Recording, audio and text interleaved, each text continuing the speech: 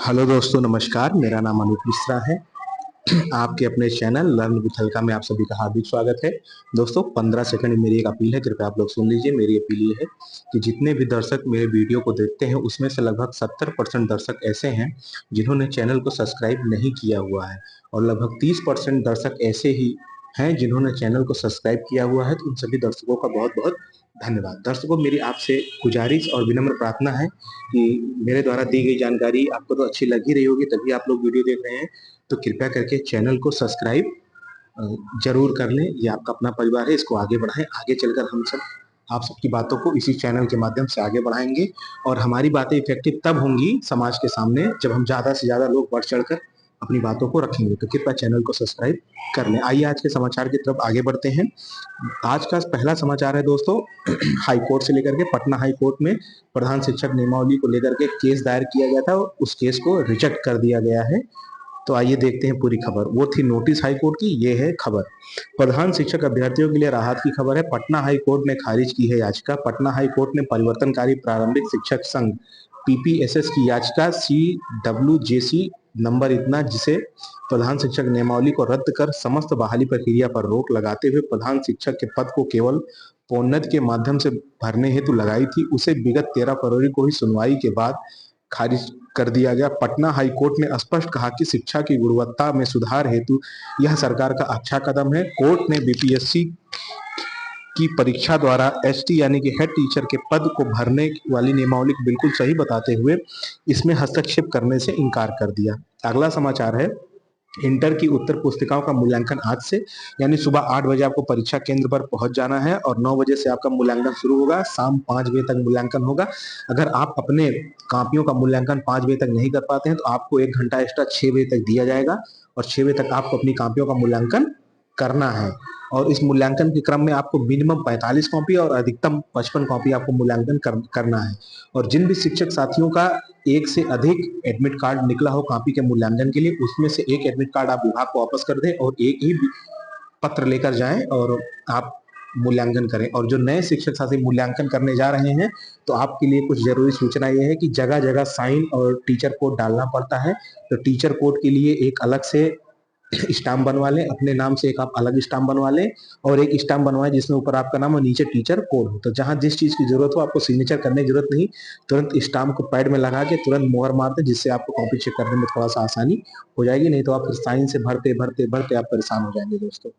आगे बढ़ते हैं। अगला है प्रधान शिक्षकों का मेधा अंक पर किया जाएगा पदस्थापना, यानी बीपीएससी से चयनित 36,947 प्रधान शिक्षकों और 5,974 प्रधानाध्यापकों का पदस्थापना उनके मेधा अंक व उनके द्वारा दिए गए विकल्प के आधार पर होगा। शिक्षा विभाग ने इसके पदस्थापना की रणनीति तैयार कर ली है।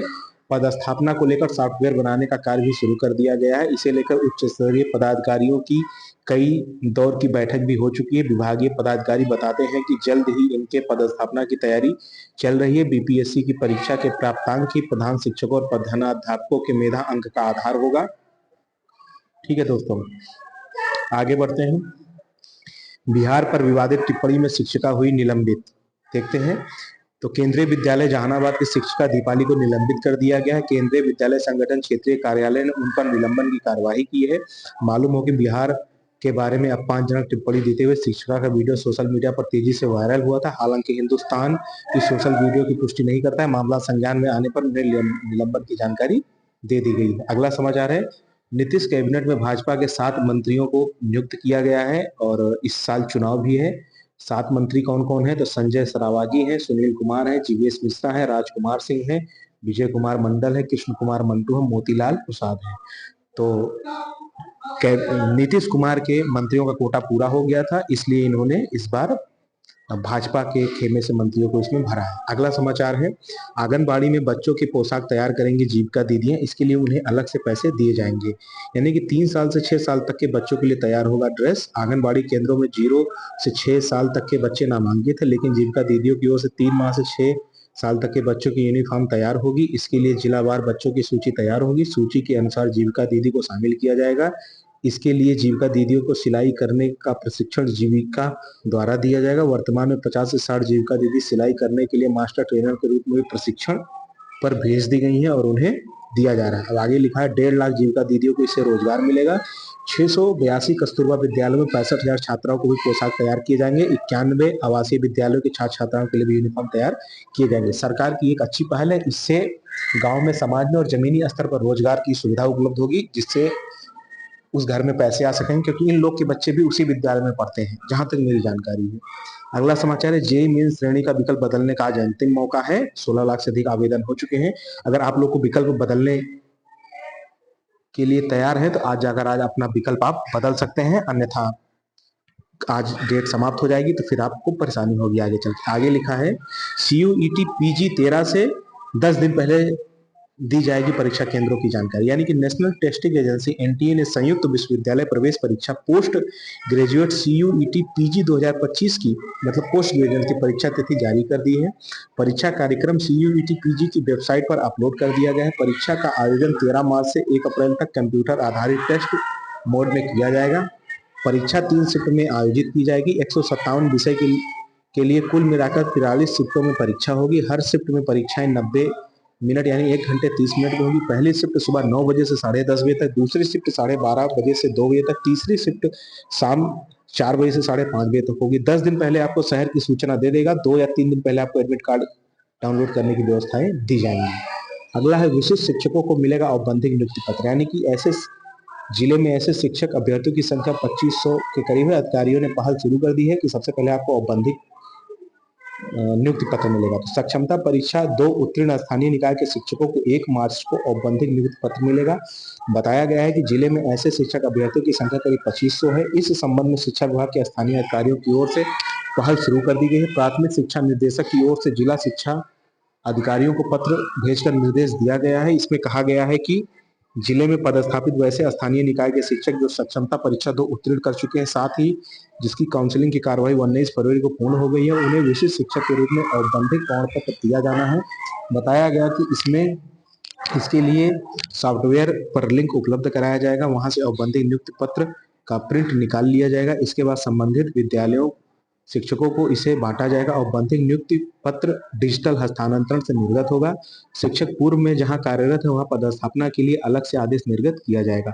औपबंधिक नियुक्ति पत्र को प्रिंट करने के बाद विद्यालय पदस्थापना पत्र व प्रारूप योगदान पत्र 27 फरवरी से सॉफ्टवेयर के माध्यम से प्रिंट किया जा सकता है। पत्र में कहा गया है कि इन शिक्षक अभ्यर्थियों को औपबंधिक नियुक्ति पत्र 1 मार्च को वितरित किया जाएगा। औपबंधिक नियुक्ति पत्र वितरण के बाद औपबंधिक रूप से नियुक्त विशिष्ट शिक्षकों के पदस्थापना के आदेश दिए जाएंगे।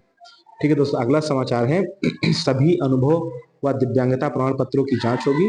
यानी कि विश्वविद्यालय सेवा आयोग, यानी कि जो असिस्टेंट प्रोफेसर की भर्ती यूनिवर्सिटी के माध्यम से हुई है, उन्होंने जिस भी प्रकार के आवेदन पत्र विभाग के सामने प्रस्तुत किए हैं, उन सभी के पत्रों की जांच होगी, क्योंकि बहुत सारे मामले अभी ऐसे सामने आए हैं जिन पर लोगों ने फर्जी अनुभव प्रमाण पत्र या जाति आधारित प्रमाण पत्र लगाकर नौकरी हासिल की है। इसमें लिखा है, ऑनलाइन परीक्षा की शिक्षकों को कराई जाएगी प्रैक्टिस। यानी कि ऑनलाइन सक्षमता परीक्षा की शिक्षकों को प्रैक्टिस कराई जाएगी। सक्षमता परीक्षा के तीसरे चरण को लेकर यह आदेश दिया गया है। परीक्षा को लेकर आवेदन भरने संबंधी गाइडलाइन भी जारी कर दी गई है। बिहार बोर्ड ने कहा कि पिछली 2 परीक्षाओं में यह देखा गया कि बड़ी संख्या में ऐसे नियोजित शिक्षक हैं जो कंप्यूटर सही से नहीं चला पा रहे हैं, यहाँ तक कि प्रश्नों को सिलेक्ट करने में भी उन्हें परेशानी हो रही थी। ऐसे में इस परीक्षा को लेकर यह निर्देश दिया गया है कि शिक्षकों को लगातार अभ्यास कराया जाएगा। इसके लिए ICT लैब वाले स्कूलों और टीचर ट्रेनिंग कॉलेजों में इनकी क्लास चलेगी। शाम 5 बजे के बाद अगर नजदीकी विद्यालय में कंप्यूटर लगा है तो वहां जाकर आप प्रैक्टिस कर सकते हैं। शाम 7:30 बजे से 9:30 बजे तक टीचर ट्रेनिंग कॉलेजों में जाकर आप कंप्यूटर पर प्रैक्टिस कर सकेंगे।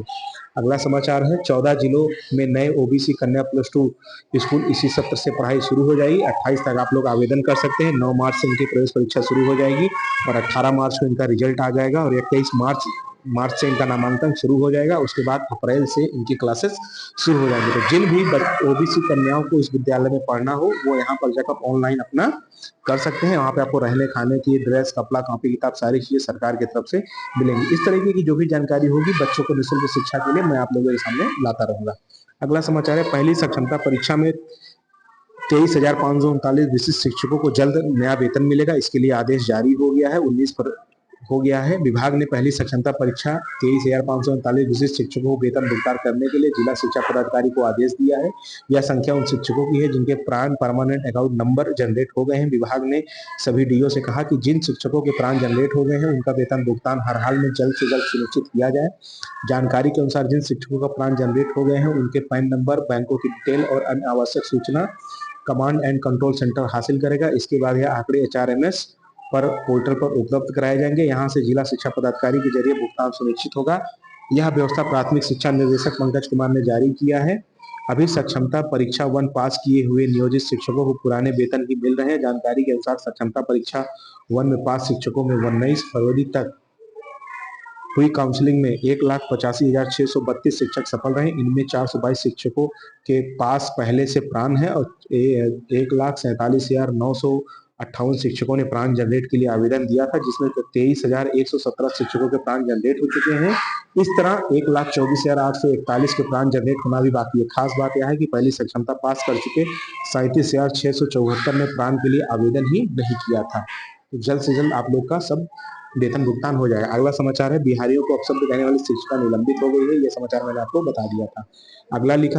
अगला समाचार है, उच्च वेतन पर पेंशन के लिए सभी मामलों को 31 मार्च तक निपटाएगा EPFO। यानी कि कर्मचारी भविष्य निधि संगठन ने उच्च वेतन पर पेंशन के तहत प्राप्त 70% आवेदनों का निपटारा कर दिया गया है। उसने 31 मार्च 2025 तक सभी आवेदनों को निपटाने का लक्ष्य रखा है। श्रम एवं रोजगार सचिव सुमिता डावरा की अध्यक्षता में EPF के केंद्रीय न्यासी बोर्ड की कार्यकारी समिति की बैठक में EPFO ने यह जानकारी दी कि एक बयान के अनुसार कार्यकारी समिति ने EPFO के उन सदस्यों के मामले में तेजी लाने का निर्देश दिया है जिन्होंने पहले से ही आवश्यक धनराशि जमा कर दी है। इसमें बड़े सार्वजनिक क्षेत्र के उपक्रम PUC भी शामिल हैं। तो आप सभी का जल्दी भुगतान हो जाएगा।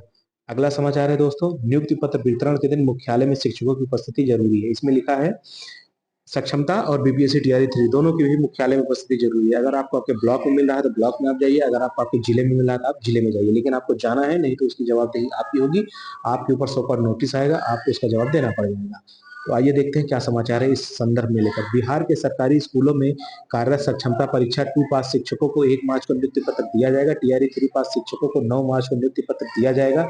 इसके लिए शिक्षा विभाग ने सभी जिला शिक्षा पदाधिकारियों को निर्देशित किया है कि संबंधित जिला मुख्यालय में निर्धारित दिन शिक्षक उपस्थित रहेंगे। जो शिक्षक निर्धारित तिथि को मुख्यालय में उपस्थित नहीं होंगे उनकी जवाबदेही तय होगी।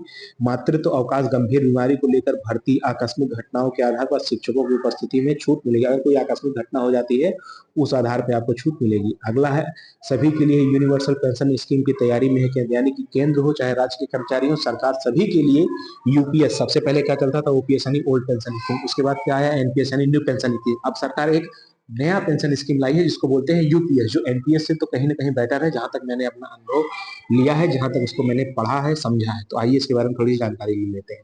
केंद्र सरकार देश के सभी नागरिकों के लिए नई यूनिवर्सल पेंशन स्कीम लागू करने की योजना पर विचार कर रही है। श्रम मंत्रालय के मुताबिक नई स्कीम निर्माण कार्य में लगे मजदूरों, घरेलू कामगारों और गिग वर्कर्स जैसे असंगठित क्षेत्रों में काम कर रहे करोड़ों लोगों के लिए गेम चेंजर साबित हो सकता है। यह स्वरोजगार और वेतनभोगी कर्मचारियों के लिए भी उपलब्ध होगा। पुरानी और नई में खास अंतर यह है कि योगदान स्वैच्छिक होगा। सरकार अपनी तरफ से कोई योगदान नहीं करेगी। नई योजना NPS की जगह नहीं लेगी। सूत्रों के मुताबिक इसे फिलहाल नई पेंशन योजना कहा जा रहा है। इसका प्रस्तावित दस्तावेज पूरा होने के बाद संबंधित पक्षों की राजकुमारी भी ली जाएगी। ठीक है, इस प्रकार आज के मुख्य समाचार समाप्त होते हैं। अब चलते हैं अन्य खबर पर भी चर्चा करते हैं। अगला खबर है, इस समाचार के अनुसार बिहार लोक सेवा आयोग द्वारा चयनित 36,947 प्रांत शिक्षकों और 5,974 प्रधानाध्यापकों का पदस्थापना उनके मेरिट स्कोर और उनके द्वारा दिए गए विकल्पों के आधार पर किया जाएगा। प्रथम पॉइंट क्या है, पदस्थापना प्रक्रिया कैसे होगी। इनकी पदस्थापना होगी मेधा अंक और विकल्पों के आधार पर। मेधा अंक ज्यादा है तो विकल्प में इनको प्राथमिकता दी जाएगी, मेधा अंक कम है तो इनको विकल्प में प्राथमिकता नहीं दी जाएगी। शिक्षा विभाग ने इस प्रक्रिया की रणनीति भी तैयार कर ली है। अगला है सॉफ्टवेयर विकास। पदस्थापना के लिए सॉफ्टवेयर बनाया जा रहा है, कार्य पहले से ही प्रारंभ कर दिया गया। उच्च स्तरीय बैठक, विभागीय अधिकारियों की कई बैठकें हो चुकी हैं, जल्द ही पदस्थापना की प्रक्रिया शुरू कर दी जाएगी। मेधा अंक का आधार, बिहार लोक सेवा आयोग की परीक्षा में प्राप्त अंकों के आधार पर पदस्थापना किया जाएगा। अगला है, नियुक्ति पत्र वितरण के दिन मुख्यालय में उपस्थिति जरूरी। विभाग का सभी नवनियुक्त शिक्षकों को दिशा निर्देश दिया जा रहा है कि बिहार के सरकारी स्कूलों में कार्यरत सक्षमता 2 पास शिक्षकों को 1 मार्च को नियुक्ति पत्र दिया जाएगा। टीआरई 3 पास शिक्षकों को 9 मार्च को नियुक्ति पत्र दिया जाएगा। टीआरई 3 और साक्षरता 2 पास 1,31,716 शिक्षकों को नियुक्ति पत्र दिया जाएगा। इसके लिए शिक्षा विभाग ने सभी जिला शिक्षा पदाधिकारी को निर्देशित किया है कि संबंधित जिलों में निर्धारित दिन संबंधित मुख्यालय में उपस्थित रहें। इस दौरान जो शिक्षक निर्धारित तिथि को मुख्यालय में उपस्थित नहीं होंगे, उनकी जवाबदेही होगी। मातृत्व अवकाश, गंभीर बीमारी को लेकर, भर्ती या आकस्मिक घटनाओं के कारण उपस्थिति में शिक्षक को छूट दी जा सकती है। 1 और 9 मार्च को नियुक्ति पत्र तैयार हो जाएंगे। जब वे छुट्टी से आएंगे तब उन्हें संबंधित मुख्यालय जाकर ज्वाइनिंग लेटर लेना होगा। इस प्रकार दोस्तों आज के सारे मुख्य समाचार समाप्त होते हैं। अगर आपको लगता है कि मेरे द्वारा दिए गए समाचार से आपका थोड़ा सा भी लाभ हो रहा है तो कृपया चैनल को सब्सक्राइब कर दें। ये आपका परिवार है, इसे आप आगे बढ़ाएं। आप अपने से छोटों को प्यार करें, बड़ों का सम्मान करें, अपना व्यक्तित्व इस प्रकार विकसित करें कि महिलाएं समाज में सम्मानित, सुरक्षित और सहज महसूस करें। जय हिंद, जय भारत, जय बिहार, जय श्री राम।